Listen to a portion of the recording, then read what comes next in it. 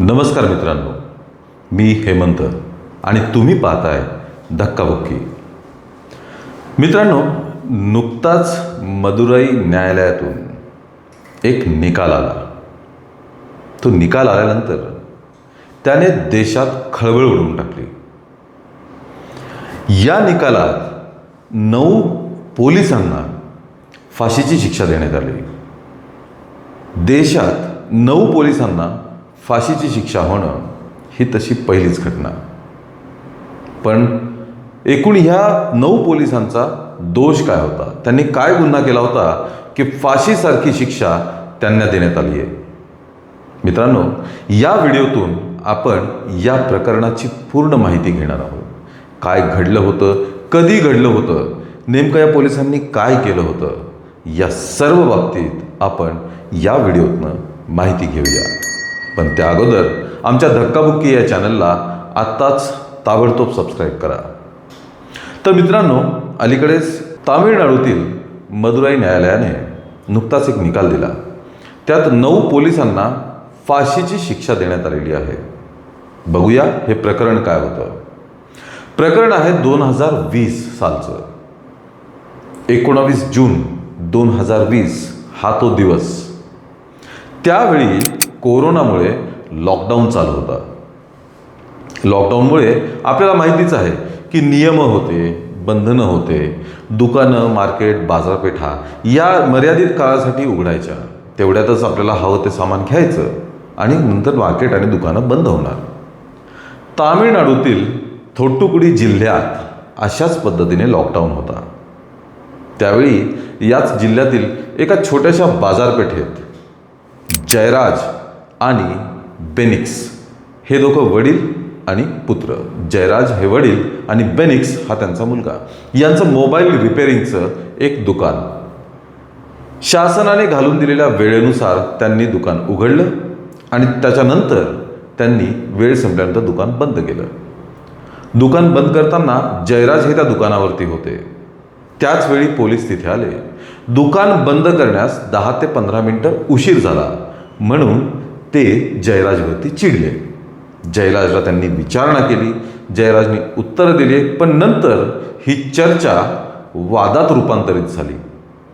वाद इतका वाढला की पोलिसांनी जयराजला गाडीत बसवून पोलीस ठाण्यात नेलं. ही माहिती जेव्हा बेनिक्सला म्हणजे जयराजच्या मुलाला कळली तेव्हा बेनिक्स देखील त्या पोलीस स्टेशनमध्ये गेला. साथानकुलम असं ते पोलीस स्टेशन. त्या पोलीस स्टेशनमध्ये गेल्यानंतर बेनिक्सने सर्व प्रकरणाची माहिती घेतली आणि त्यांना सोडण्याची विनंती केली.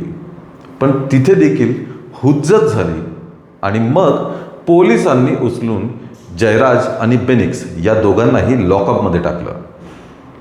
नुसतं लॉकअपमध्ये नाही टाकलं, इथनंच गुन्ह्याची सुरुवात झाली. पोलिसांनी जयराज आणि बेनिक्स या दोघांनाही प्रचंड मारहाण करण्यास सुरुवात केली. त्यांना एखाद्या अट्टल गुन्हेगारासारखं त्यांनी लॉकअपमध्ये मारलं, अमानुष मारहाण केली, छळ केला आणि मग रात्रभर हा प्रकार चालू होता. हाती आलेल्या माहितीनुसार त्या दोघांना इतकी मारहाण झाली की त्यांचे कपडे रक्ताने माखले होते. लॉकअपमधील जमिनीवरती सुद्धा रक्त सांडलं होतं. त्यानंतर त्यांनी या दोघांचेही कपडे काढले आणि त्यांना प्रचंड मारहाण केली. त्यांच्या अंगावर अनेक जखमा झाल्या. इतकंच नाही तर त्यांच्या प्रायव्हेट पार्ट्सवर, गुप्तांगावरती सुद्धा त्यांनी मारहाण केली. ही इतकी अमानुष मारहाण होत असताना बेनिक्स आणि जयराज हे दोघेही दयेची मागणी करत होते. आम्हाला सोडा, आम्हाला जाऊ द्या, अशा प्रकारे ओरडत होते. पण पोलिसांनी काहीही ऐकलं नाही आणि त्यांना मारहाण करत राहिले. सकाळ होईपर्यंत या मारहाणीमुळे जयराज आणि बेनिक्स हे दोघंही बेशुद्ध झाले. त्यांची भ्रांत हरपली. त्यानंतर या दोघांना पोलिसांनी कारागृहात पाठवलं. पाहायला गेलं तर त्यांना तातडीने वैद्यकीय उपचार मिळणं गरजेचं होतं, पण त्यांनी यांची रवानगी कारागृहात केली. 19 तारखेचं हे प्रकरण. रक्तस्राव थांबत नव्हता. त्यानंतर 22 जूनला बेनिक्स याचा रक्तस्रावामुळे आणि मारहाणीमुळे मृत्यू झाला. आणि त्याच्या दुसऱ्याच दिवशी म्हणजे 23 जूनला जयराज यांचा देखील या मारहाणीमुळे मृत्यू झाला. मित्रांनो, हे प्रकरण जेव्हा बाहेर आलं, लोकांना जेव्हा कळलं, तेव्हा तामिळनाडूत प्रचंड संतापाची लाट उठली होती. पण कोरोना होता, लॉकडाऊन होता, त्यामुळे फारसे असे काही आंदोलनं वगैरे होऊ शकले नाही. पण या प्रकरणाचा तपास सुरू झाला. कोर्टाने, न्यायालयाने थेट या प्रकरणाचा तपास CBIकडे हस्तांतरित केला. CBIने देखील अगदी काटेकोरपणे या प्रकरणाचा तपास केला आणि शेवटी 2427 पानांचं आरोपपत्र देखील दाखल केलं. आणि त्यानंतर अलीकडेच या प्रकरणाचा मदुराई न्यायालयाने निकाल दिला आहे. मित्रांनो, हे प्रकरण यासाठी गंभीर आहे की पोलिसांवरती जबाबदारी असते जनतेच्या रक्षणाची. हे पूर्ण प्रकरण कस्टोडियल डेथचं आहे. कस्टोडियल डेथमध्ये सहसा पोलिसांना फाशीची शिक्षा होत नाही. आजपर्यंत तसं निदर्शनास आलेलं नाही आहे. परंतु न्यायालयाने या प्रकरणावरती अतिशय कठोर आणि तिखट शब्दात टिप्पणी केली आहे. बघूया न्यायालय काय म्हणाले.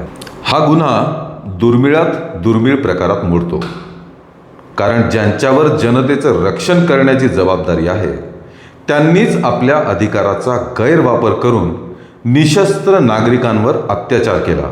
केवळ जन्मठेप शिक्षा अशा प्रकारच्या गुन्ह्यांसाठी पुरेशी नाही. जर कठोर शिक्षा दिली नाही तर अशा घटना पुन्हा घडण्याची शक्यता राहते. त्यामुळे समाजाला ठोस संदेश देण्यासाठी कठोर पाऊल उचलणं आवश्यक आहे. या सर्व गोष्टींचा विचार करून न्यायालयाने दोषी ठरलेल्या 9 पोलीस कर्मचाऱ्यांना फाशीची शिक्षा सुनावली. हा निर्णय अत्यंत महत्त्वाचा मानला जातो, कारण कस्टोडियल डेथच्या प्रकरणांमध्ये इतकी कठोर शिक्षा क्वचितच दिली जाते. याशिवाय न्यायालयाने पीडित कुटुंबाला सुमारे 1,40,00,000 रुपयांची भरपाई देण्याचे आदेशही दिले. जर दोषींनी दंड भरला नाही तर त्यांची मालमत्ता जप्त करून ती रक्कम पीडितांच्या कुटुंबाला देण्यात यावी असेही स्पष्ट करण्यात आले. न्यायमूर्तींनी आपल्या निरीक्षणात एक महत्त्वाची गोष्ट सांगितली की कोठडीतील मृत्यू हा समाजासाठी एक कलंक आहे. मित्रांनो, पोलीस यंत्रणेवर वेळोवेळी आरोपसुद्धा होत असतात. पोलिसांचं नागरिकांशी वागणं, पोलीस नागरिकांना कसा न्याय देत आहेत, या सर्व गोष्टींची चर्चा वेगवेगळ्या प्रकरणांवरनं होतच असते. परंतु तामिळनाडूतील हे प्रकरण हे अत्यंत वेदनादायी आणि गंभीर आहे. मुद्दा काय होता तर दुकान बंद करण्यास 10 ते 15 मिनिटं उशीर झाला. पण CBI तपासात हे पुढे आलेलं आहे की जयराज यांनी दुकान बंद करण्यास मुळात उशीर केलेलाच नव्हता. हे पूर्ण प्रकरण आहे ते फक्त पोलिसांच्या इगोचं. पुढे तपासात हे पण समोर आले की हे पोलीस दारू पिलेले होते. त्यामुळे जास्तीची हुज्जत घातली आणि इतकं टोकाचं पाऊल जयराज आणि बेनिक्स यांच्याबद्दल उचललं गेलं. दुकान बंद करण्यास उशीर झालेलाच नव्हता आणि झाला जरी असेल तर तो गुन्हा नाही, ते एका नियमाचं उल्लंघन होतं. आणि नियमाचं ज्यावेळी उल्लंघन होतं तेव्हा दंड असतो. पोलीस रिमांड, कस्टडी किंवा शिक्षा नसते. नियमाच्या उल्लंघनासाठी दंड ठोठावला जातो. तोही केला जाऊ शकला असता, पण पोलिसांच्या आडमुठी भूमिकामुळे, त्यांच्या इगोमुळे या 2 बापलेकांना आपला जीव गमवावा लागला. आणि आता या 9 पोलीस अधिकाऱ्यांना फाशीची शिक्षा सुनावण्यात आलेली आहे. याची अंमलबजावणी सुद्धा लवकरात लवकर व्हावी अशी देशभरातनं मागणी होत आहे. बघूया पुढं काय होतं ते. मित्रांनो, या पूर्ण घटनेबद्दल आपलं काय मत आहे, तुम्हाला काय वाटतं हे आम्हाला कमेंटमध्ये नक्की कळवा. या व्हिडिओला लाईक आणि शेअर जरूर करा आणि आमच्या धक्काबुक्की या चॅनलला आत्ताच लगेचच सबस्क्राईब करा. धन्यवाद.